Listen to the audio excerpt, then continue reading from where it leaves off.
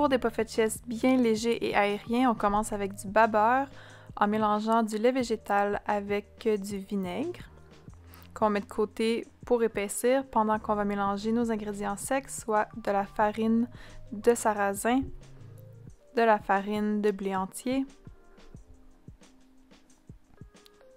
de la poudre à pâte ou levure chimique en France, une pincée de sel, et on mélange le tout avant d'ajouter nos ingrédients humides. Soit de l'huile végétale, j'utilise soit canola, soit huile d'olive, et du sirop d'érable. On pourrait aussi ajouter du sirop d'agave ou même du sucre, mais vous savez à quel point j'aime le sirop d'érable, donc c'est ce que je préfère ajouter.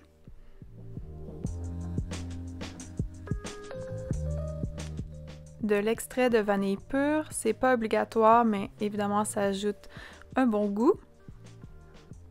Et notre bas beurre qui a bien épaissi comme vous pouvez voir.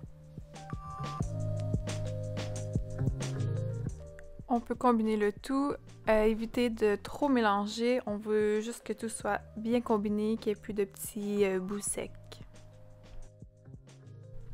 Si vous le souhaitez, vous pouvez tout à fait faire des crêpes de format régulier, mais sinon vous allez avoir besoin d'une bouteille. Vous pouvez prendre une vieille bouteille de moutarde par exemple.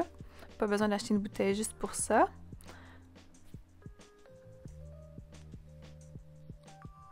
Et on a évidemment besoin de la petite poêle à puffed chess. Nous, on l'a reçu en cadeau d'un collègue néerlandais, mais sinon, vous pourriez simplement utiliser une poêle régulière et verser vos petits puffed chess dedans ou, comme je disais, faire des crêpes régulières. Et je commence par l'extérieur et je finis par le milieu parce qu'évidemment, le milieu est plus chaud et cuit plus rapidement.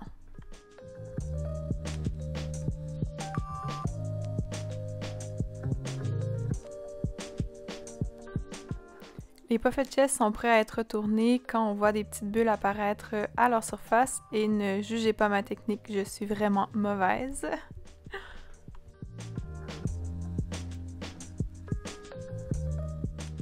Je les garde dans une assiette avec un linge à vaisselle au four éteint mais préchauffé.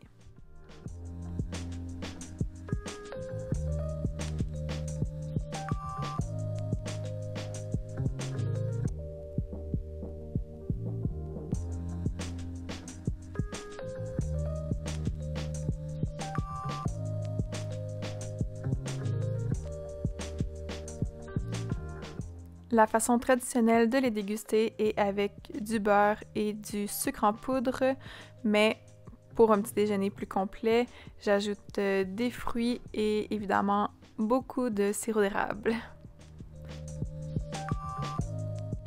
J'espère que vous avez aimé la recette.